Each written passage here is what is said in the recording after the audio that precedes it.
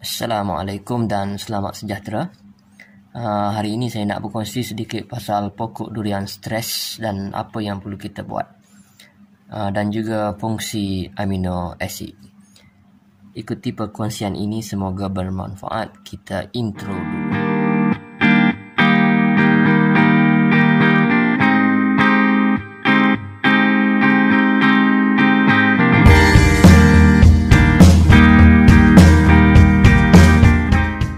Baik, seperti yang kita tahu, sahabat-sahabat sekalian, pokok durian stres ni boleh diakibatkan oleh dua perkara lah. Yang pertama, abiotik stres dan biotik stres. Okey, abiotik stres ni melibatkan keadaan persekitaran dan biotik stres ni daripada gangguan fizikal seperti serangga lah. Okey, sekarang ni kita tengok dulu pasal biotik stres ya. Biotik stres ni boleh disebabkan oleh rumpai yang ada di sekeliling pokok durian tu. Kalau rumput terlalu tinggi dan mengganggu pokok durian, terutama anak durian lah. Okey, dan boleh merencatkan pembesaran lah pokok jadi bantut. Okey, yang kedua, serangan serangga dan kulat. Okey, serangan serangga dan kulat boleh menyebabkan pokok jadi stres. Okey, daun akan jadi kuning lah dan pokok akan jadi bantut. Selain serangga, kulat, bakteria dan juga haiwan yang berkeliaran. Contohnya gangguan daripada haiwan ternakan lah. Okey, seterusnya biotik stres ni juga boleh disebabkan oleh kecewayan kita lah. Contohnya kita bagi baja, terlebih baja, ataupun terlebih racun serangga dan racun kulat, ataupun terlebih folia, menyebabkan daun jadi terbakar. Okey, itu juga boleh dikira sebagai biotik stres. Biasanya biotik stres ni yang terutamanya akibat daripada serangan kulat ataupun serangga, kita boleh kawal dengan penggunaan racun kulat dan serangga lah. Okey, begitu juga dengan gangguan lain seperti haiwan. Kita boleh elakkan benda tu dengan mengambil langkah-langkah tertentu lah. Okey, seterusnya kita akan tengok pada abiotik stres. Okey, ini yang kita akan bincangkan ya. Abiotik stres ni dia lebih kepada persekitaran lah. Contohnya cahaya matahari. Jika pokok kurang mendapat cahaya matahari, biasanya pokok akan kecil lah, bantut lah. Seperti terlindung daripada pokok besar, dia tak dapat nak serap cahaya matahari secara maksimum. Okey, seterusnya salinity. Okey, salinity ni keadaan di mana terlebih garam dalam tanah yang disebabkan oleh baja yang kita tabur tu. Jadi dia menyebabkan kandungan garam yang ada dalam tanah tu terlalu tinggi. Okey, boleh menyebabkan pokok stres juga. Kemudian kemarau ataupun keadaan di mana air tidak mencukupi. Kemarau yang panjang menyebabkan akar tak dapat menerima air. Jadi dia akan membantutkan pengangkutan nutrien ya. Okey, ini juga menyebabkan pokok jadi kuning dan bantut lah, klorosis dan bantut. Seterusnya kepanasan, cahaya matahari direct yang terlalu panas boleh menyebabkan sunburn pada pokok, pada daun lah, daun akan jadi terbakar. Okey, seterusnya metal, kandungan logam berat yang ada dalam tanah, seperti penggunaan baja kimia. Okey, logam berat ni kena tengok pada keadaan pH tanah lah. Jika berasid, dia akan ada logam berat yang boleh menyebabkan keracunan pada pokok. Okey, seterusnya keadaan banjir ataupun pokok terlebih air juga menyebabkan daun jadi klorosis dan membantutkan pembesaran pokok lah. Biasanya banjir, kalau pokok tenggelam air tu memang stres lah pokok. Yang kedua pasal banjir ni, dia biasanya kalau tak banjir sekalipun, jika hujan lebat berterusan, dia akan menyebabkan akar lemas. Bila akar lemas, dia akan berhenti mengambil oksigen, dan dia akan stop juga pengambilan nutrien. Itu yang menyebabkan daun jadi kuning lah. Okey. Walaupun dalam air hujan tu memang ada kandungan nitrogen. Okey. Tapi dia akan stop pengambilan nutrien lain lah, mikronutrien ya. Dia akan tunjukkan simptom dia pada daun muda. Baik. Seterusnya kita akan tengok cara untuk mengatasi pokok durian stres ni. Okey. Yang pertama, jika keadaan hujan berterusan ataupun terlebih air, kita boleh perbaiki saliran lah, buat parit kecil untuk alirkan air keluar. Dan kita juga perlu perhatikan laluan air. Jika ada laluan air yang melintasi kawasan kanopi pokok durian, kita buat parit kecil untuk alirkan air itu jauh daripada kanopi pokok lah. Di mana kawasan berbukit, kita perlu perhatikan aliran air lah, sebab memang kalau bertakung memang air memang tak akan bertakung. Perlu beri perhatian juga. Seterusnya kawasan yang mendatar, kawasan tanah rata, sebab itu ramai pekebun sekarang ni dia akan membuat busut lah. Busut ini akan menyelamatkan akar pokok daripada kelemasan.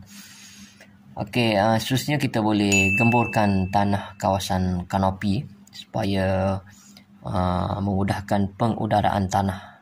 Okey. Seterusnya kita boleh cek pH tanah. Jika pH bawah 5, kita boleh tabur dolomite lah untuk meningkatkan pH tanah. pH tanah yang paling baik antara 6 hingga 6.5. Yang paling terbaik lah 6.5 lah.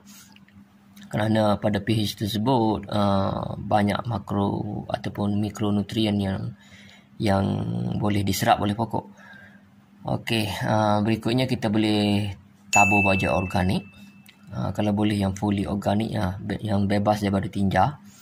Kemudian kita boleh top up tanah kompos, kemudian siram dengan humic acid dan juga fulvic acid. Okey, humic acid ini dia akan mengikat nutrien yang ada dalam tanah.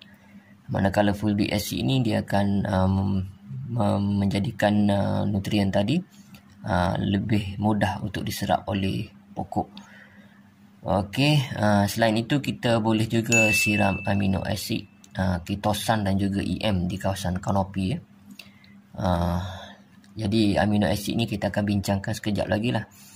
Dan ketosan ni akan memperbaiki struktur tisu akar yang sudah reput ya. Dan EM ni akan membantu mengikat nutrien dalam tanah lah. Okey, seterusnya kita boleh sembuh juga amino acid dan ketosan pada keseluruhan pokok untuk menggalakkan tunas baru dan membina imunisasi pada pokok lah. Itu daripada tindakan ketosan. Seterusnya kita akan tengok fungsi amino acid kepada durian. Yang pertama, mengatasi stres. Okey, penggunaan amino acid ini boleh mengurangkan tekanan yang disebabkan oleh serangga perosak, kekurangan baja, air dan lain-lain lah, seperti yang kita bincang dalam abiotik stres tadi. Ini akan menghasilkan pokok yang tumbuh dalam keadaan yang baik, yang subur lah. Okey, bila pokok berjaya mengatasi masalah stres ni. Yang kedua, pengaruh fotosintesis. Okey, amino acid ini dia meningkatkan konsentrasi klorofil dan akan memantapkan proses fotosintesis dengan lebih tinggi lagi. Ini boleh membuatkan tanaman menjadi lebih hijau dan subur lah apabila sintesis ini berlaku secara maksimum. Okey, seterusnya tindakan pada stomata. Okey, asid L-glutamat bertindak sebagai ejen osmotik sitoplasma dari segi pengawal. Okey, amino acid ini akan membuatkan pembukaan stomata dengan pengawalan dari keseimbangan katabolisme. Okey, pembukaan stomata tu akan jadi lebih lama lah dan penyerapan cahaya matahari akan lebih maksimum. Okey, seterusnya amino acid juga boleh menjadi pengurai mikronutrien. Okey, Ya, dia sebagai ejen celating lah. Maknanya kat sini kalau kita guna sekali campuran micronutrients dengan amino acid ni, dia akan boleh meningkatkan penyerapan mikronutrien tadi. Okey, seterusnya amino acid dan fitohormon. Okey, amino acid ni merupakan aktivator bagi fitohormon ataupun zat pertumbuhan pokok lah. Hormon-hormon ni penting lah yang bagi tumbuhan lah, seperti auxin, cytokinin dan beberapa lagi hormon lah. Sahabat-sahabat boleh rujuk lah hormon yang biasa digunakan oleh pokok. Okey, seterusnya pendebungaan dan pembentukan buah. Amino acid boleh meningkatkan pembentukan debunga dan pembesaran kantung polen pada buah. Okey, seterusnya amino acid juga boleh memberi keseimbangan kepada mikrop tanah. Okey, maksudnya kat sini keseimbangan mikrop ni penting pada tanah untuk menguraikan bahan-bahan organik dan juga struktur tanah serta mengikat unsur baja. Okey, melarut fosfat, mengikat nitrogen dan pelbagai lagi lah tugas yang dibuat oleh mikrob. Jadi amino acid ini akan membantu mikrob tadi. Baik, antara amino acid yang ada yang saya guna pakailah dekat kebun saya, yang pertama ialah Leyli Amica, gabungan amino dan kalsium. Yang kedua saya ada Cytooxin, dan yang ketiga FAA lah yang saya buat sendiri. Okey, sekarang ni kita tengok pada fungsi Cytooxin kepada durian. Okey, yang pertama cytokinin. Dalam kandungan Cytooxin tadi ada cytokinin, iaitu dia boleh meresistan pucuk baru dalam masa 1 minggu selepas semburan lah. Okey, yang kedua kita ada South African Seaweed. Ini rumpai laut Afrika. Fungsi dia meningkatkan ketinggian pokok dan membina kekuatan batang. Okey, seterusnya kita ada amino acid yang terdiri daripada 17 amino acid. Okey, fungsi dia hampir sama tadilah macam tadi, iaitu sintesis protein, menghijaukan daun, membina imun terhadap radikal bebas dan mempercepatkan kadar penyerapan nutrien. Okey, dan seterusnya trace element yang ada dalam Cytooxin ini akan menjadi cofactor untuk enzim dan pemindahan elektron. Okey, itu sedikit yang ada pada Cytooxin lah. Okey, maklumat ni saya peroleh daripada Muhammad Fauzan daripada Durian Montong Tani. Okey, kredit diberikan kepada beliau. Okey, ini adalah contoh baja folia amino acid yang ada kat kebun saya lah. Bosfolia abanato SL tu tak ada. Ni saya guna yang ni lah, Amica, yang gabungan amino acid dan kalsium 100 gram per liter. Amino acid dan kalsium 100 gram per liter juga. Ini yang ditulis kat sini. Kemudian saya ada Cytooxin. Okey, Cytooxin. Dan yang ini FAA lah yang buat sendiri.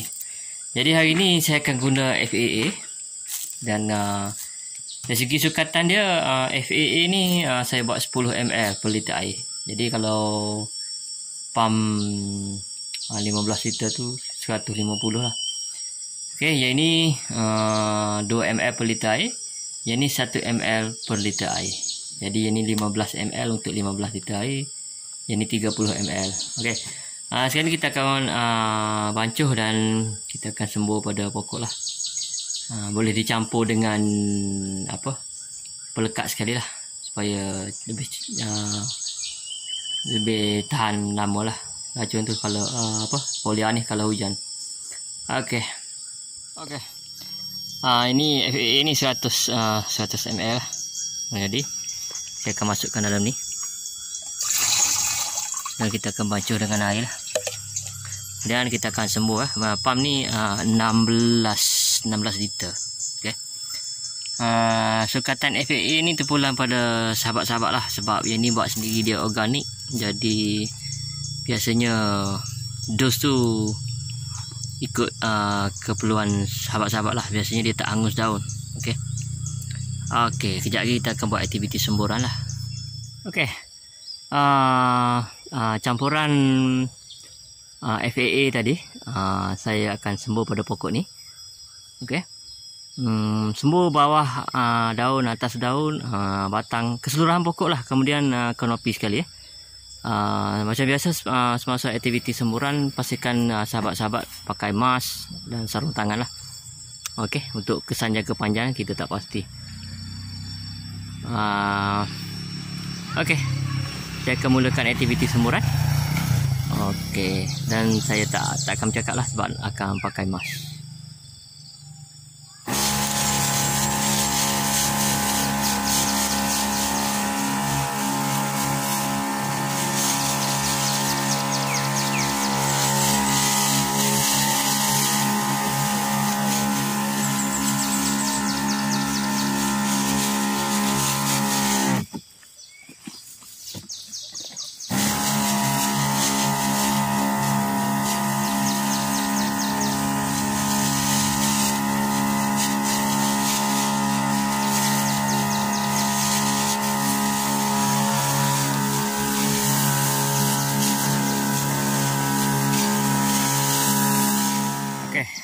Baik, itu saja perkongsian saya pasal amino acid ni, FAA ataupun cytoxin. Cara semburan macam tadilah, keseluruhan pokok dan kanopi ya. Okey. Dia boleh buat semburan foliar ataupun siraman pada kanopi lah. Okey, itu terpulang pada sahabat-sahabat sekalian lah. Okey, itu saja. Sekian, terima kasih. Jangan lupa like, komen, share dan subscribe.